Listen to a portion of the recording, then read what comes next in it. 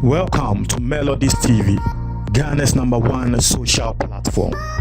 It's here for me will be about Melodies TV so. Say Assembly and Assembly Menkasa Assembly Momba Incendiary Kokoso. Na nini nemu no me ready enkrata bi atremo na ye nina yate ensemo ekoso ye. Na eya na won so watre wadwen because akwa say indirectly I have even spoken on that particular matter on this channel before. Now, lawyers of the Judicial Service of Ghana, wamo eden krata ekoma all media firms, media houses nina ewo Ghana, lawyers of Judicial Service, eden krata komo eka ensembi. Na some lawyers na kind na ama enkrofo ede reaction eba. I say a lot of people in a way don't side with some lawyers of the Judicial Service no eka. We will be say Judicial Service womo ye hwan for Ghana has say court in sensem ni na will be our share under the judicial system na CBN and the person belongs to the Judicial Service. And so share from judges womo ye juma womo bo judges no say womo recorded wo courtrooms ninya, they are all under the Judicial Service. Nti se ye kamu pa na ye campanyfo a ewo Judicial Service ni mu pa na eye judges apanyfo no. Now into omo lawyers eba abonten ebeka say ma media house bia sebe embe posti offensive and hateful statements against members of the judiciary.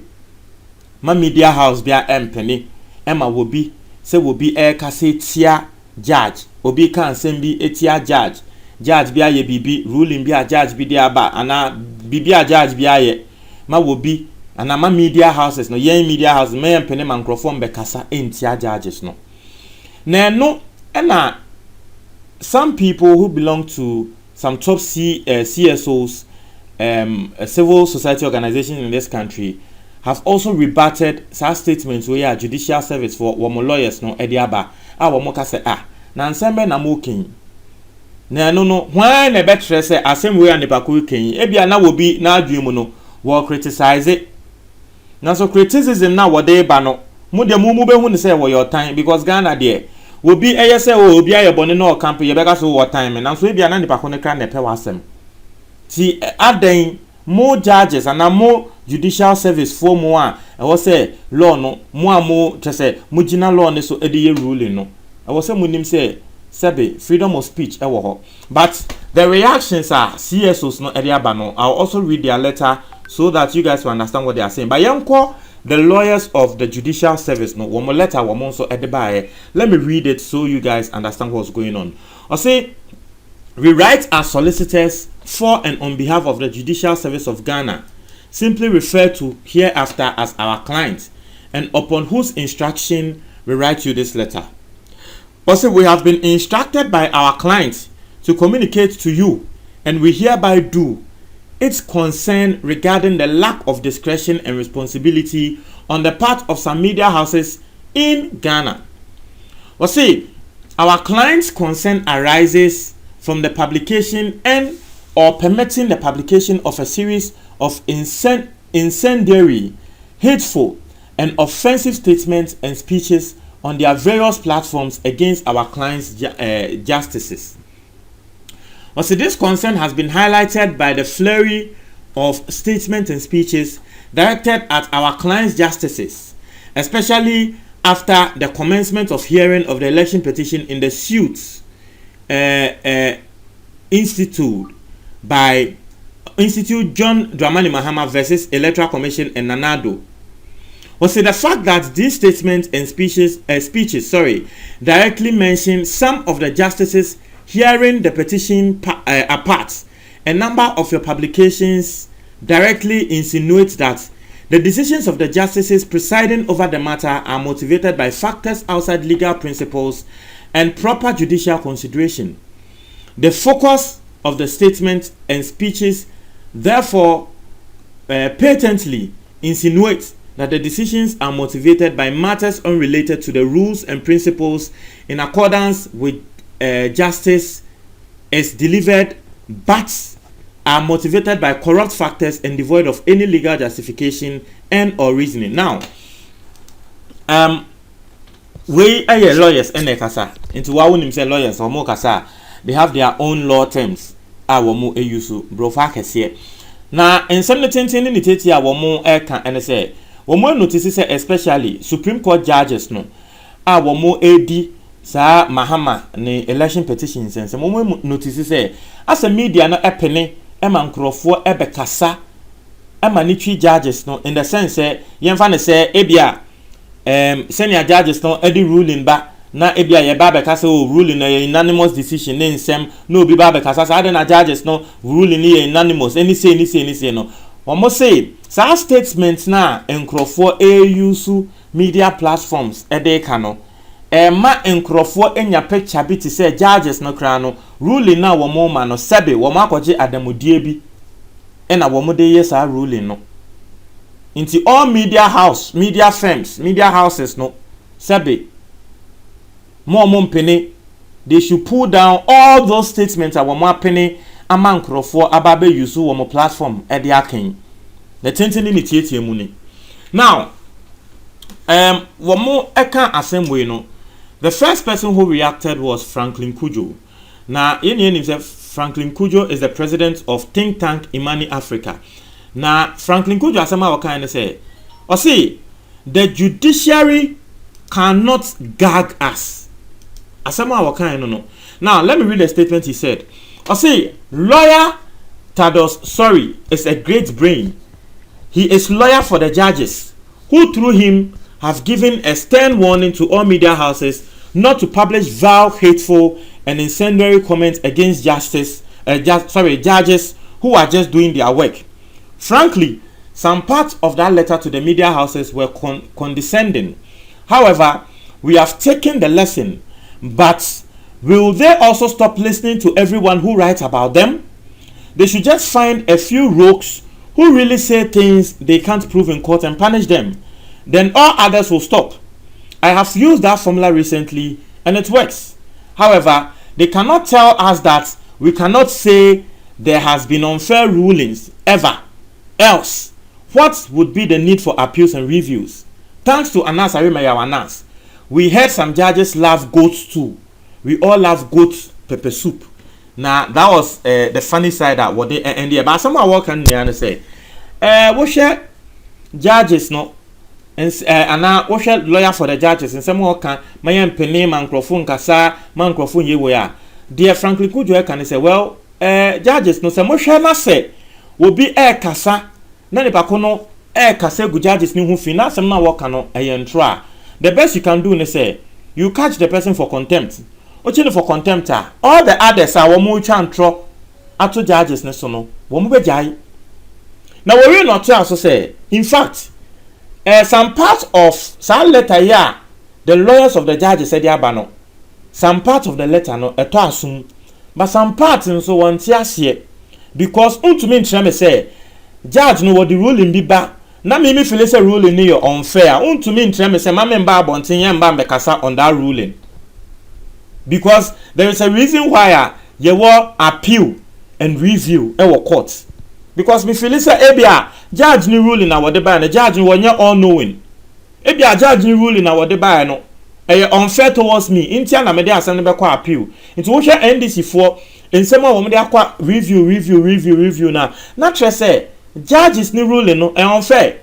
In fact, NDC chachuchi kata in court could tell the judge say ana Mahama could tell the judge say mu ruling na mo dey aba no mo aye mistake. It is a limit na bonti na me nso me kwaka say sebe ruling na judges no e dey aba wo Mahama asem ne so wo mo aye mistake a e bia na judges ni be hu ne say me no me ka say ti o mo so wo mo aye mistake but ni ba ko dey asem ne kra aba no wonu mpo na eka onu na eka cho judges no so mo aye mistake na me nso me ka bi but e bia na onu nipa ko no dey asem na court no ye be pene ama ne review no we hold the review but me amegina echi me nso me kwaka the same thing so mo aye mistake no ye be ka say misstatement no e hateful towards the judges. And no we no san so the chance say at least anasa rema ya anasa ma ye hu say judges ni bi wo mo pe aponche se munya mo be kai a emra anas be ye investigation na judges koje aponche ekodi asem e ma asebe nkrofo a na nka asem no wo mo edifo no aha nti no eno na oka say at least anasa ma ya ye hu say judges ni bi pa aponche na asem no de wo mo beje no mo akwa say asem no nti as far as anasa ma ye hu sa anyama ne de ye de ye feel say judges ni the ruling ba na ruling ento asumu a ye de ye beka mamo mba embeka say oh mayen kasa mayen yesi. This is what Franklin Kujo said. Now another person who also spoke on this particular matter is Asepa. Now Asepa yankrofobia maka wo mo asem ewa hapa. The executive director of Asepa Asepa social equity and public accountability. The Alliance for Social Equity and Public Accountability, the way their name even goes, no, say they stand for social equity and a public accountability.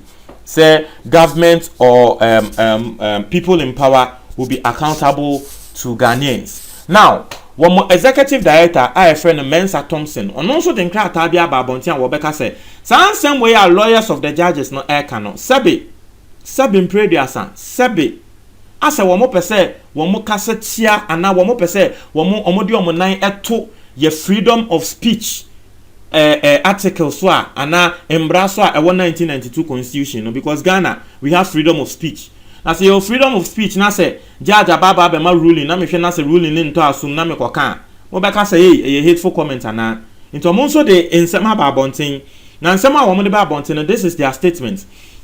I say the Supreme Court cannot order the media to pull down stories on them.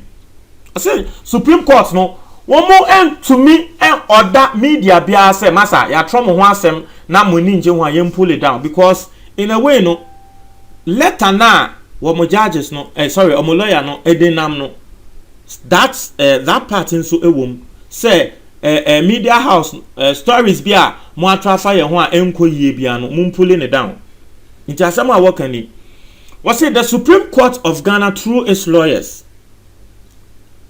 Sorry at Law, has written to the media to pull down stories they reported about the courts earlier because the court believes they are scandalous. First of all, this is outrageous.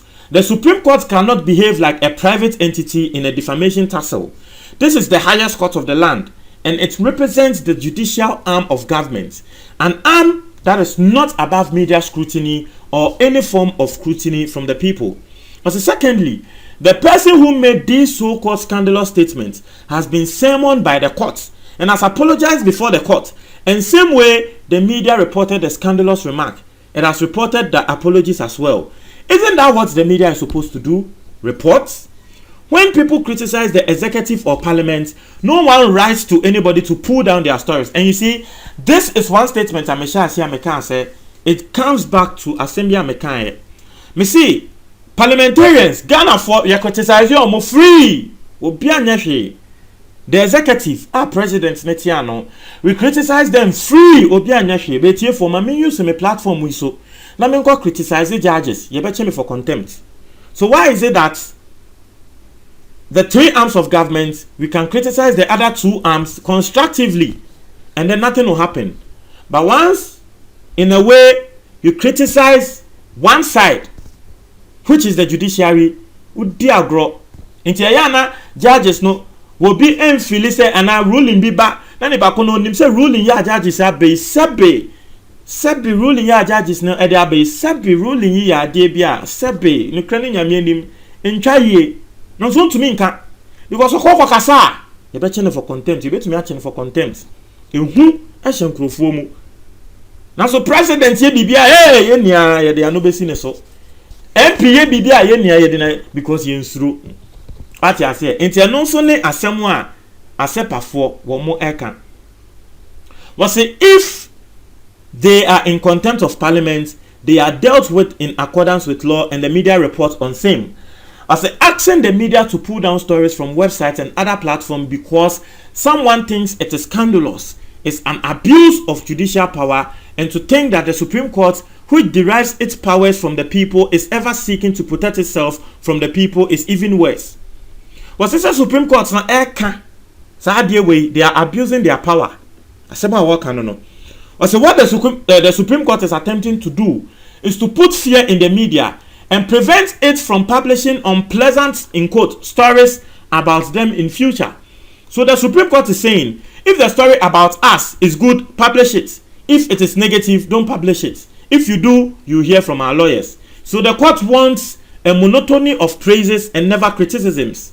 Assuming anything we criticize, the executive or the president, the attorney general writes to the media house to pull down the story. Now, assuming anytime we criticize the executive or the president, the attorney general writes to the media house to pull the story down. Will there be any media practice in Ghana? The fundamental freedom of the press enshrined under the Constitution of Ghana did not make an exception for the Supreme Court. Free media is one of the key ingredients in a democracy.